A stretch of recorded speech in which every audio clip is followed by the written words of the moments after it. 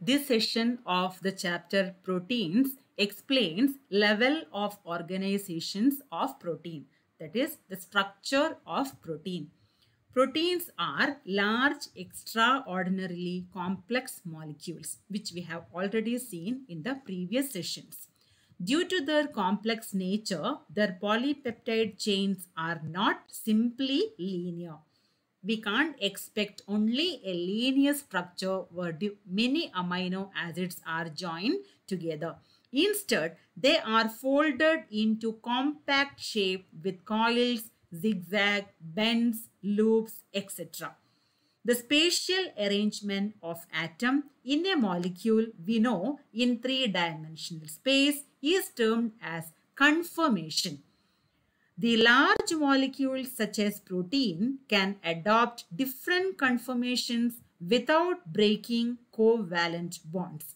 Because each amino acid can have different conformations, even with the restriction of rotation about peptide bonds and the planarity of the peptide group, a protein with many amino acid residue can potentially have an astronomically large number of conformations.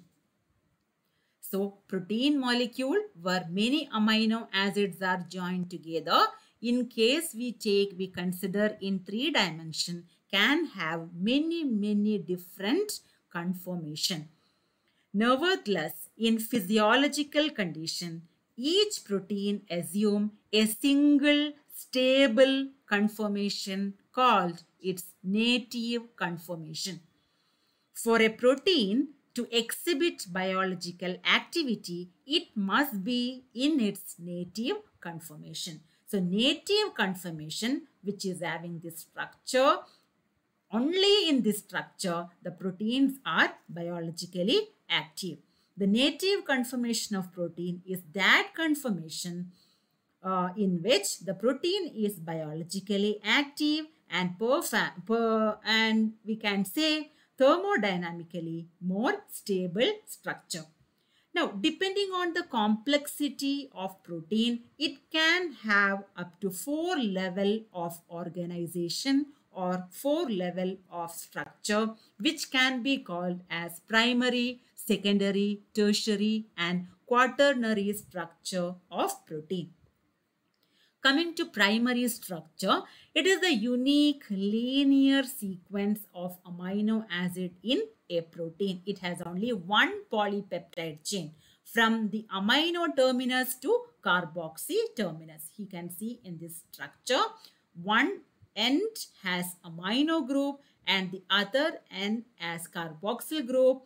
So, all the amino acids are joined together linearly through peptide bonds. These amino acids are joined together by peptide bonds. The primary structure of a protein is specified by the sequence of nucleotide bases in the gene that codes for it. So, this is the linear structure or primary structure of protein. Coming to secondary structure, it is a repetitive arrangement in space of amino acid that are close to one another in the primary sequence. The most common type of secondary structures are alpha helix and beta pleated sheet.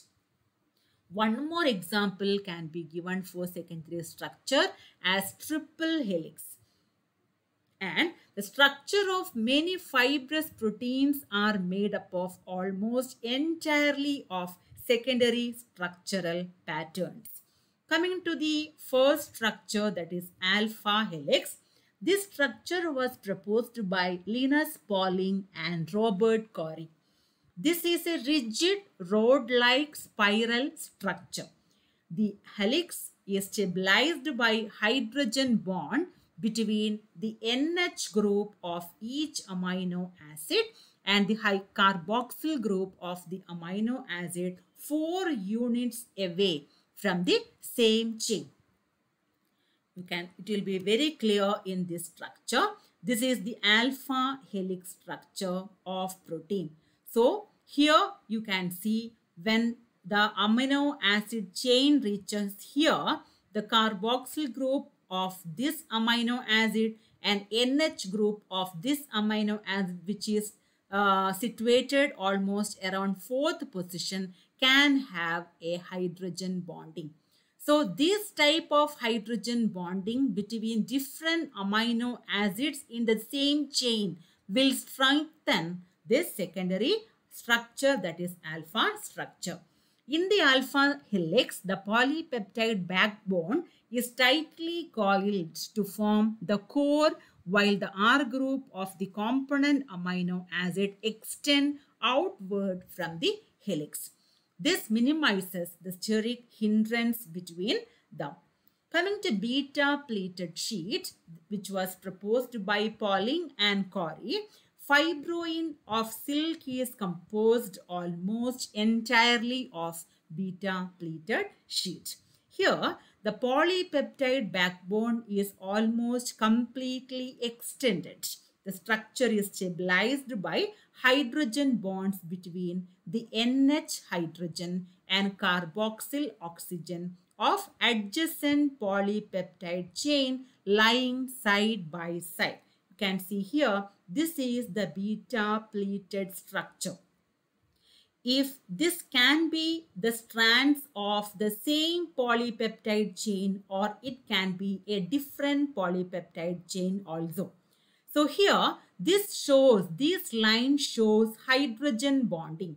This hydrogen bonding takes place between the carboxyl group of the CO group of, in peptide group, we have CO and NH remaining. So in between the oxygen of the carbonyl group and hydrogen of the NH group, there is a formation of hydrogen bonding that will be strengthening this chain.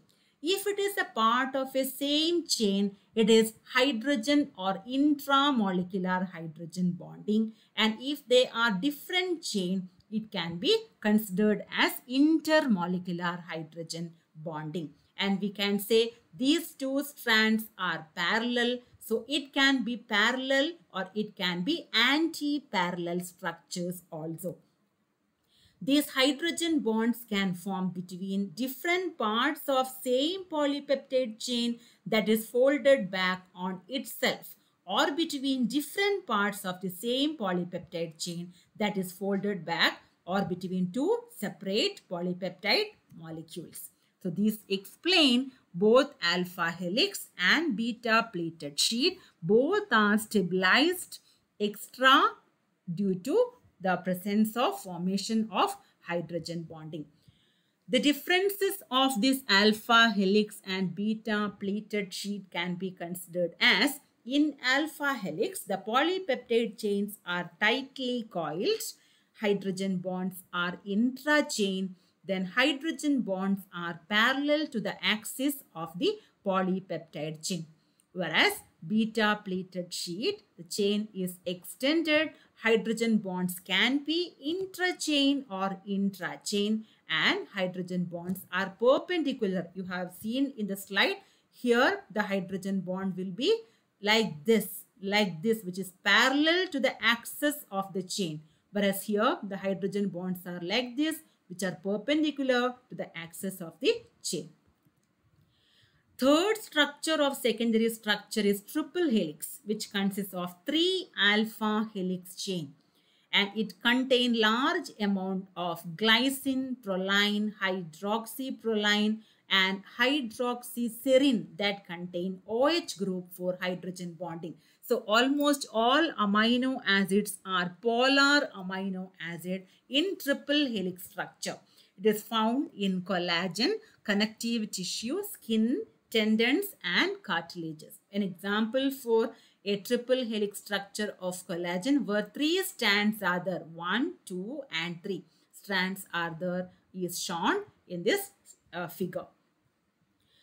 Coming to tertiary structure of protein, it is the overall 3-dimensional arrangement of or shape. It results due to the folding of the polypeptide chain into a compact, nearly spherical in shape. The three-dimensional structure is almost compact, nearly spherical. It is folded, folded, folded. It is forming just like a sphere. So different bonds are possible. Too many groups will be coming in contact with each other. So many different bonds are possible between the groups, and these bonds will be stabilizing this tertiary structure. The forces stabilizing tertiary structure are hydrophobic interaction. This occurs between hydrophobic R groups which are repelled by water and so tend to associate together in the interior of the globular protein where they are shielded from water. Coming to electrostatic or ionic interaction, they occur between the positively charged R group of the basic amino acids, just like lysine, arginine, etc., and the negatively charged R group of acid amino acid like aspartate, glutamate, etc. So here in this chain, there may be positively charged amino acids as well as negatively charged amino acid. The electrostatic force of attraction between the positively and negatively charged group will give extra stability for the tertiary structure. Coming to hydrogen bonds, these occur between the R group of the amino acid brought close together by folding of the polypeptide chain. Then hydrogen bond may also form with water on the surface of the protein. Then coming to covalent bond, folding of the polypeptide chain may bring together amino acid R group which react forming strong covalent bonds. Commonly, the CH2SH group of the cysteine react to form, two such group will react to form a disulfide bridge like CH2SSCH2. Such bond will be strengthening this tertiary structure. Then quaternary structure, it will be the arrangement of subunits chain. That is many different polypeptide chains can be possible. Many protein consists of two or more different polypeptide chain. These are called subunits. These different polypeptide chains, each polypeptide chains are termed as subunits. And the arrangement of this subunit with respect to each other, the subunit chains of this oligomeric protein with respect to each other is termed as quaternary structure. Structure of, because we have seen all the bonding what we have seen in the previous structures are with respect to one or two chains. Now such structures are called together in quaternary structure. So all these type of attractions, bonds, everything is possible, and the arrangement of one subunit with respect to others are termed as quaternary structure. They are usually held together. All these subunits in protein, they are held together by non-covalent interaction. Many protein consists of two or more different polypeptide chain. These polypeptide chains are termed as subunits. In a protein, the subunits may be identical or different. They are usually held together by non-covalent interaction. The subunits are held together by non-covalent interaction. So quaternary structure is the arrangement of the subunit chains of oligomeric protein with respect to each other. So coming to the summary of this session, we have seen the different level of organization of protein. We first saw the native conformation of protein, which is the biologically stable, biologically active form of protein is termed as native conformation. Then we explained about the primary, secondary, tertiary and quaternary structures of protein and the forces stabilizing these structures.